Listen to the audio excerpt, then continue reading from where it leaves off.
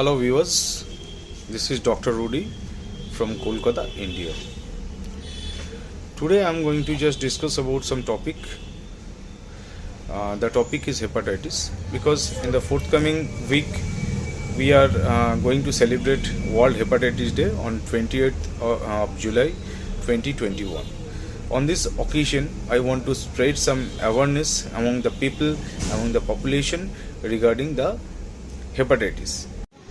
So it will be an awareness video where I will share some information about the disease, and that may help you to recognize the disease and get treated. So try to share this video with your friends and family so that it can benefit the outside population. So kindly share this video with your friends and family so that they can also get benefited, and it will be an informative video only. Kindly comment if anything should be added into this or not, and if you want me to do such more videos, so give me your suggestions in the comment box so that I can just make some extra video with your with your topics that you want to make the video.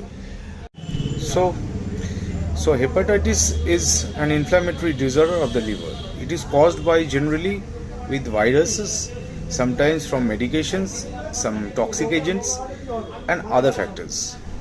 There are mainly 5 types of hepatitis that can be seen, that is hepatitis A, hepatitis B, hepatitis C, hepatitis D and hepatitis E. It has some other subtypes also. So hepatitis A is very common in the children, among the children. It is also seen frequently among the people of all ages. It is evidenced to spread by a virus from the infected person's feces, contaminated food, raw fish, raw foodstuffs, or properly or uncooked foodstuffs, drinking waters, cooking utensils and others. And the time for making the infection or the incubation period of the infection is generally 2 to 6 weeks. Now hepatitis B. Hepatitis B is also caused by the virus, and it spreads generally through sexual contact, blood transfusion, exposure to infected person's needle or cut where the blood exposure can happen from razors, from ear piercing, from tattooing, etc. It also spreads from mother to child at birth, and the incubation period is 4 to 25 weeks for this type of hepatitis. Over 90% of the hepatitis B cases are considered to be acute, while 10% are considered to be chronic in nature. It may progress, this hepatitis B may progress to cirrhosis of liver and also liver cancer. Now about hepatitis C. It is also transmitted primarily through direct contact or blood transfusion or contaminated needles, and its incubation period is 5 to 10 weeks. Approximately 25% of the hepatitis C cases are considered to be acute, and the rest 75% may be chronic, which may also result in cirrhosis. Hepatitis B is most common hepatitis that are mainly seen among the population. Now hepatitis D. Hepatitis D is primarily found in IV or intravenous drug users, and the carriers of hepatitis D is also a virus. Hepatitis E mimics hepatitis A, but it is caused by a different virus, and all are generally acute illnesses. So according to research and many observations, most of the people recover completely from hepatitis A, E and non-viral hepatitis. Sometimes it flares up, but in hepatitis B, C and D can hang around in the body, producing chronic or lifelong infection. Such people who gets infected with these others types of hepatitis have to get treatment throughout the life to be healthy. So in general, the symptoms of hepatitis are asymptomatic, means the hepatitis patient may show no symptoms in case of hepatitis infection, but in other cases there are different types of indications that can be seen in hepatitis, that is pain abdomen, bloating, vomiting, nausea, weakness, loss of appetite, yellowish discoloration of the of the eyes and the skin, weight loss, which is not actually means not gradual weight loss. The weight loss is very eye catchy, or it may occur. And bleeding per rectum or blood vomiting is also found in different types of hepatitis. There are two types of tests or pathological tests that can be done to assess hepatitis.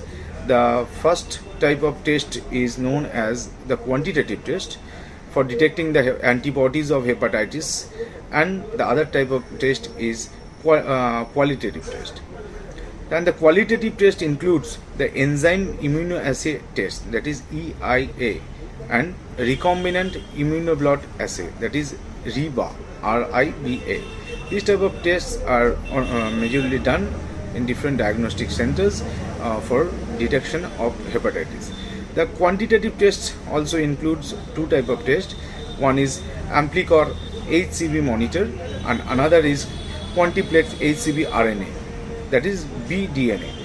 It is also very crucial test which can be done in the lab.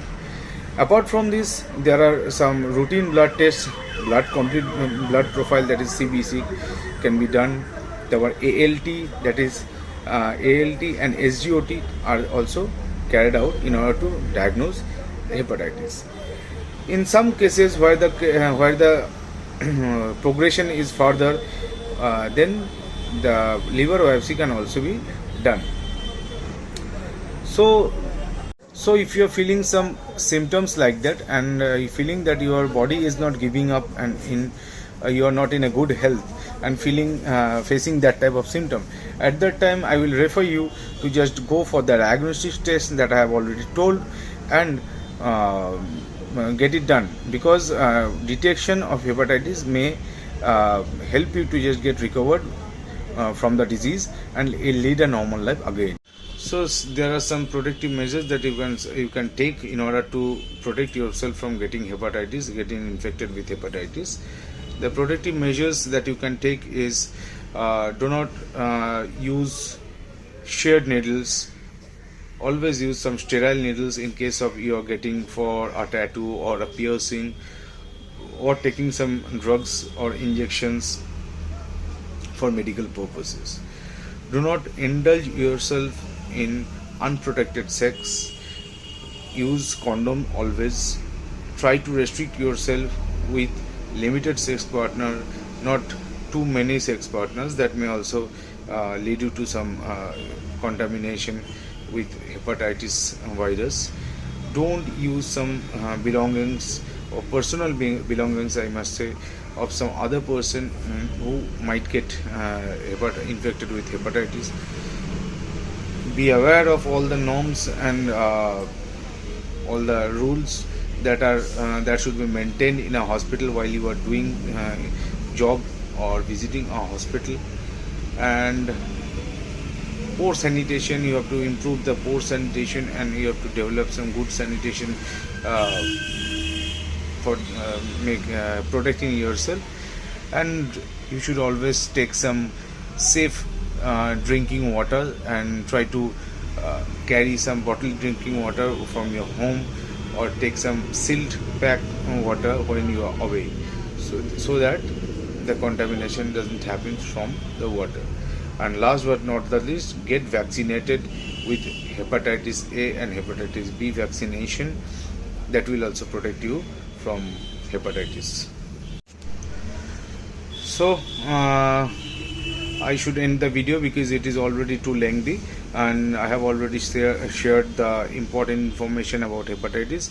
Hope you have also understood and the importance of hepatitis, and what are the problems that you may face if you get infected with hepatitis. So try to protect yourself, try to make some good practices, some practices that will can make you free from getting hepatitis. So hoping for a good world, hoping for a good population, and you people with a good health. So I am bidding bye from here. Thank you. and please like, share and subscribe to my videos so that I can make more and more videos and share many information and awareness among the population, among you people. Thank you very much.